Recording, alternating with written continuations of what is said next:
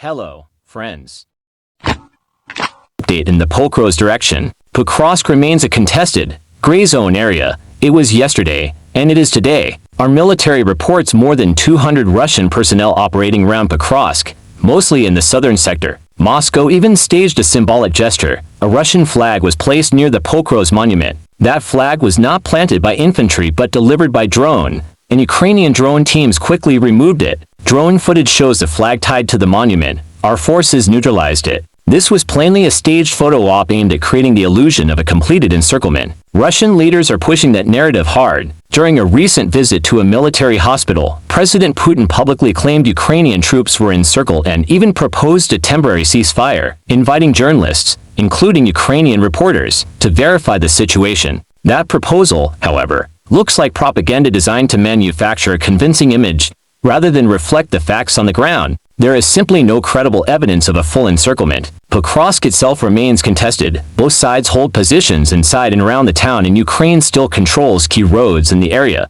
To the north of Mirnagrat, Russian forces tried to advance yesterday and did gain ground in a small sector, but their assault was repelled. Drones and footage confirmed that Russian infantry landed in one location, but were later identified and eliminated in a building after being targeted by Ukrainian strikes. In other sectors, including Mirnagrat, Drelia, and surrounding villages, the front is fluid. Russia has achieved partial, localized gains in the south and southwest. Yet many of those thrusts produce heavy losses for little territorial benefit, judging from the available confirmations and analytic sources. The overall picture is clear. Russia is applying pressure and expanding gray areas, but we are not witnessing a decisive breakthrough. Some localities may eventually fall to Russian control.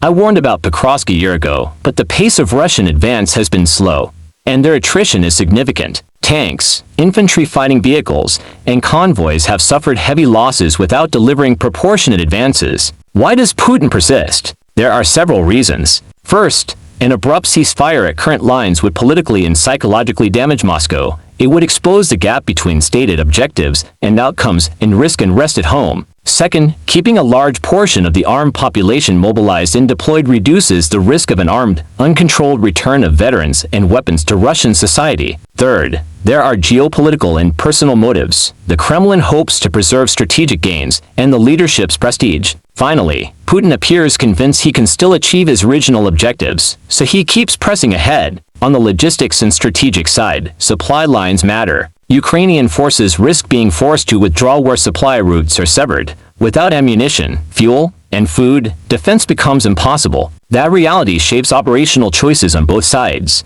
In other developments, Ukrainian drones and missiles struck energy and fuel infrastructure yesterday, including at the Novopassy refinery in Ulanowsk and oil storage in Siropo, Crimea, damaging Russian logistics and energy reserves. Meanwhile, escalating U.S. sanctions and moves by trading partners are tightening economic pressure on Moscow, which may influence future operational decisions. To conclude, the front remains fiercely contested. Russia is attempting to create convincing narratives, but battlefield realities are far more complicated than staged images. Ukraine continues to contest key positions, conduct effective drone strikes, and resist encirclement attempts. We'll keep following the evidence, drone footage, analyst reports, and official updates, and bring you the verified developments as they come. That's the update for now. Stay tuned and stay safe.